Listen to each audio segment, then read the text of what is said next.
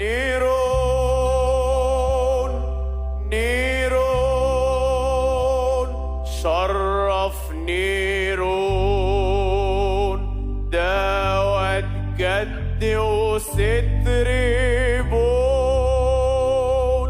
يقولوا إن الإمبراطور نيرون ولع روما كلها وقاعد يتفرج وهو بيعزف. بس السؤال، هو عمل كده فعلا ولا التاريخ ظلم واحد من أكتر الشخصيات المثيرة في روما القديمة؟ أنا نيرون، ولو مش عاجبك العزف ولع كمان. هولع أنا فيك كمان لو ما بطلتش الفيلم ده. هيخلصوا نولوني الولاعة، عاوزة ولع روما بحالها، أنا مستعجل عندي إذاعة.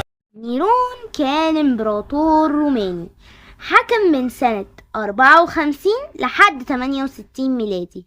اشتهر بالجنون، حب المسرح وحياة البذخ. يعني كان فنان بس مجنون شوية. دي كلمة حنينة قوي عليه. في سنة 64 ميلادية اندلع أكبر حريق في تاريخ روما، واستمر لمدة 6 أيام. نص المدينة اتحرق.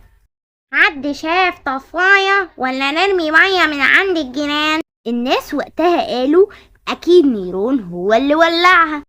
الخلاصة، اللي حصل حقيقي، الحريق حصل فعلا، بس قصة نيرون والعزف وسط اللهب غالبا خرافة سياسية.